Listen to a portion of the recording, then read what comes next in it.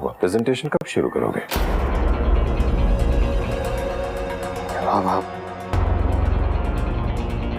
आप प्रेजेंट कर दीजिए। मैं बस अभी आया, वो एक काम है जरूरी। प्रेजेंटेशन जो तुमने बनाया ना, हमें इसके बारे में क्या पता? सिंपल सा तो है, आपको पता है। मैं अभी आया, आप प्रेजेंट कर लीजिए प्लीज। मगर जा कहाँ रहे हो बेटा? मैंने बताया ना आपको, एक जरूरी काम है, उसके लिए मुझे जाना होगा। आप कर लीजिए। कार्तिक, सॉरी मैं आया। आप please Kartik, excuse me. Kartik, क्या कर रहे हो तुम? कहाँ जा रहे हो? इतने इंपॉर्टेंट क्लाइंट्स बैठे हुए अंदर और तुम उन्हें छोड़कर जा रहे हो? ऐसा भी क्या जरूरी काम आ गया कि उसके लिए इस मीटिंग को छोड़ रहे हो? है इम्पोर्टेंट बात है पापा। मैं इस वक्त कुछ नहीं कह सकता आपसे, प्लीज थोड़ा वक्त दे दीजिए मुझे। अरे हुआ क्या है, कुछ बताओगे भी? जरूर उस सीरत से ही जुड़ा कुछ होगा। अब क्या नया तमाशा किया हो?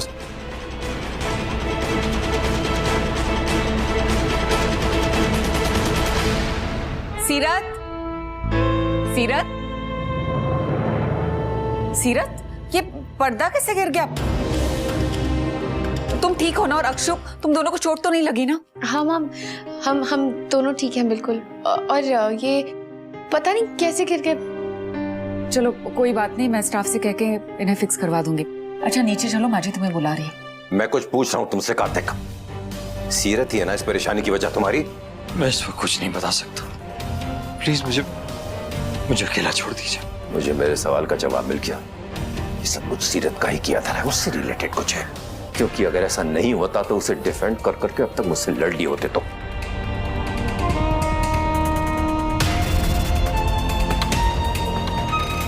इतनी बड़ी बात छुपा दी, क्यों नहीं बताया मुझे सीरत?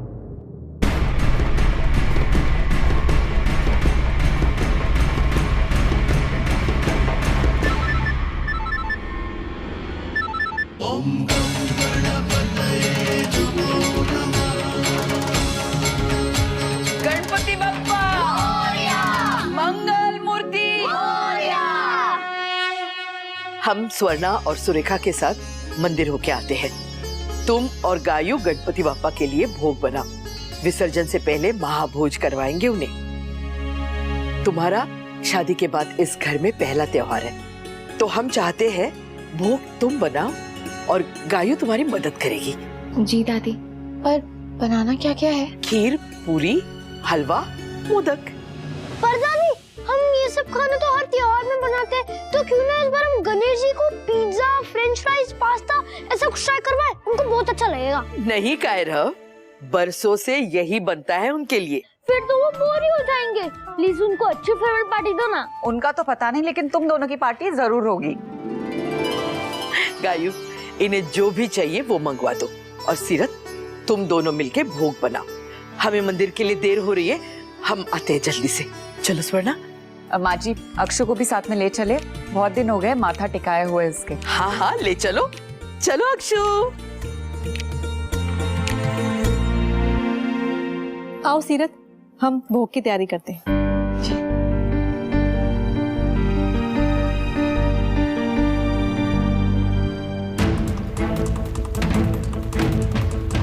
फोन क्यों नहीं उठा रही हो? और बताया क्यों नहीं मुझे क्यों प्रेग्नेंट है? वो रिपोर्ट दिखाओ तुम्हारी, मैं खुद पढ़ लूंगा कि क्या लिखा है उसमें। मैंने आपको बताया तो था, सब बिल्कुल ठीक है। रिपोर्ट्स ठीक है। वो उसमें कुछ विटामिन्स की कमी है बस, जिसके लिए डॉक्टर सप्लीमेंट दे देंगी। रिपोर्ट के बारे में भी झूठ बोला उसने मुझे। इतनी बड़ी बात, इतनी खुशी की बात कोई अपने पति से क्यों छुपाएगा?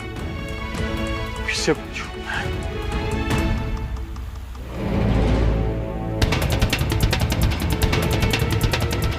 किसी डॉक्टर से पूछता हूं।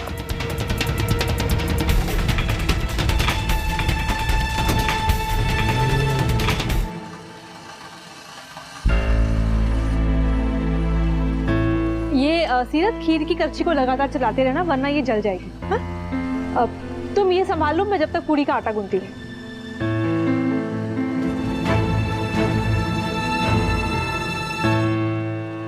क्या हुआ सीरत? वो धुआं, इसके धुआं आ रहा है।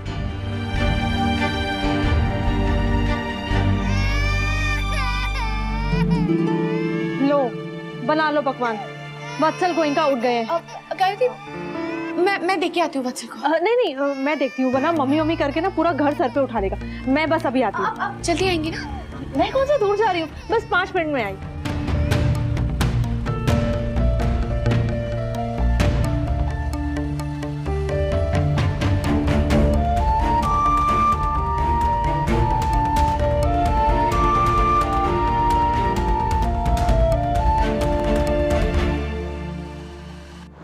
डॉक्टर, मैं कार्तिक गोयनका बोल रहा हूँ, सीरत का हस्बैंड। एक्चुअली उसकी रिपोर्ट में आपका नाम पड़ा था तो सोचा आपसे पूछ लूं।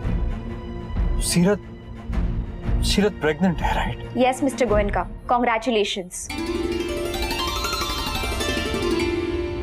डॉक्टर, वो ठीक तो है ना?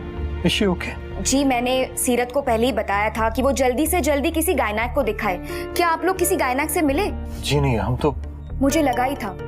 वैसे मैंने मेरी तरफ से भी एक सीनियर डॉक्टर के साथ सीरत की रिपोर्ट शेयर किए हैं, क्योंकि एक क्लब का रूल है, पर ये प्रेगनेंसी का मामला है, तो आप लोगों को खुद भी एक गायनेक से मिलना चाहिए। Thank you doctor.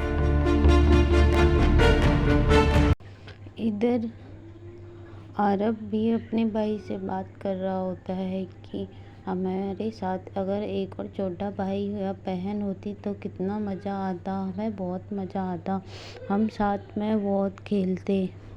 तो उसका भाई बोलता है कि अभी भी सीरत मम्मा के हो सकता है, सीरत मम्मा की नई नई शादी हुई है।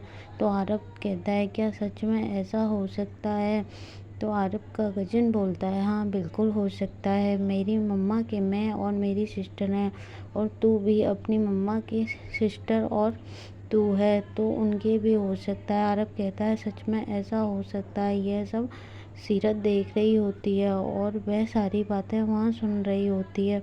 तभी आरब बोलता है कि चलो गणपति बाबा से विश मांगते हैं।